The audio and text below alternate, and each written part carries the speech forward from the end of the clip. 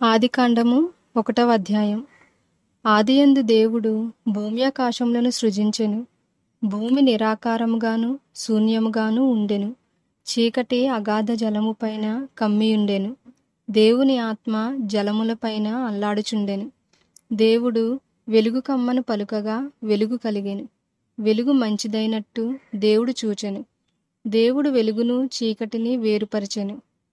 దేవుడు వెలుగునకు పగలనియు చీకటికి రాత్రి అనియు పేరు పెట్టెను. అస్తమయమును ఉదయమును కలుగగా ఒక దినమాయెను. మరియు దేవుడు జలముల మధ్య నొక విశాలము కలిగి ఆ జలములను ఈ జలములను వేరుపరచును గాకని పలికెను.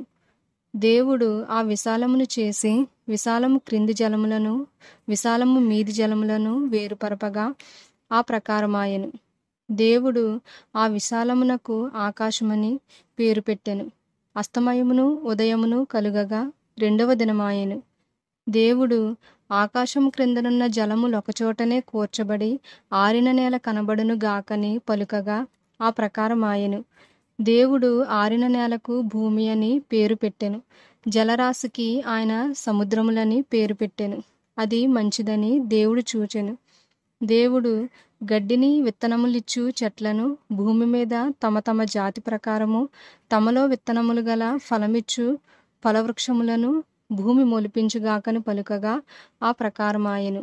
భూమి గడ్డిని తమ తమ జాతి ప్రకారము విత్తనములిచ్చు చెట్లను తమ తమ జాతి ప్రకారము తమలో విత్తనములు గల ఫలవృక్షములను మొలిపింపగా అది మంచిదని దేవుడు చూచెను. అస్తమయమును ఉదయమును కలుగగా 3వ దినమాయెను. దేవుడు పగటిని రాత్రిని వేరుపరచునట్లు ఆకాశ విశాలమందు జ్యోతులు కలుగునుగాకనియు అవి సూచనలను కాలములను దిన సంవత్సరములను సూచించుటకై ఉండుగాకనియు భూమి మీద వెలుగిచ్చుటకు అవి ఆకాశ విశాలమందు జ్యోతులై ఉండుగాకనియు పలికెను. ఆ ప్రకారమాయెను. దేవుడు ఆ 2 గొప్ప జ్యోతులను అనగా పగటిని ఏలుటకు పెద్ద జ్యోతిని రాత్రిని ఏలుటకు చిన్న జ్యోతిని నక్షత్రములను చేసెను.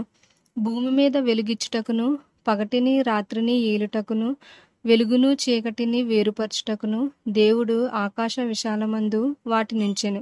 అది మంచిదని దేవుడు చూచెను. అస్తమయమును ఉదయమును కలుగగా 4వ దినమాయెను.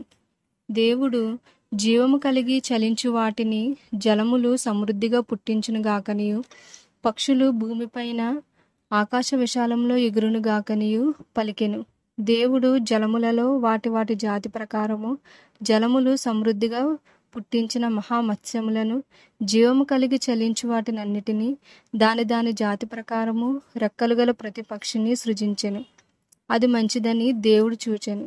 దేవుడు మీరు ఫలించి అభివృద్ధి పొంది సముద్ర జలములలో నిండియుండుడనియు పక్షులు భూమి మీద విస్తరించును గాకనియు వాటిని ఆశీర్వదించెను.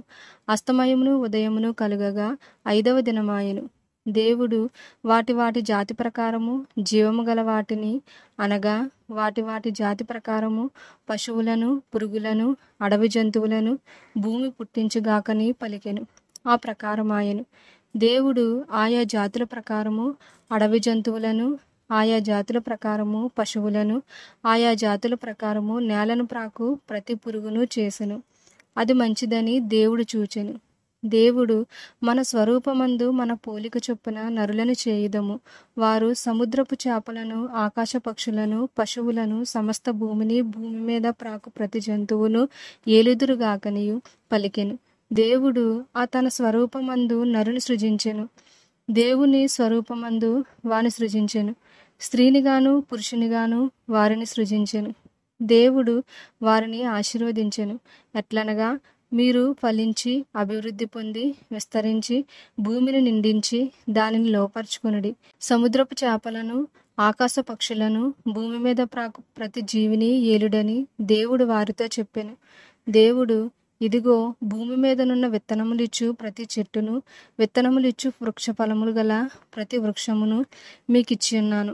అవి మీకు ఆహారమగును. భూమి మీద నుండి జంతువులన్నిటికీ ఆకాశ పక్షులన్నిటికీ భూమి మీద ప్రాకు సమస్త జీవులకును పచ్చని చెట్లన్నీయు ఆహారమగునని పలికెను.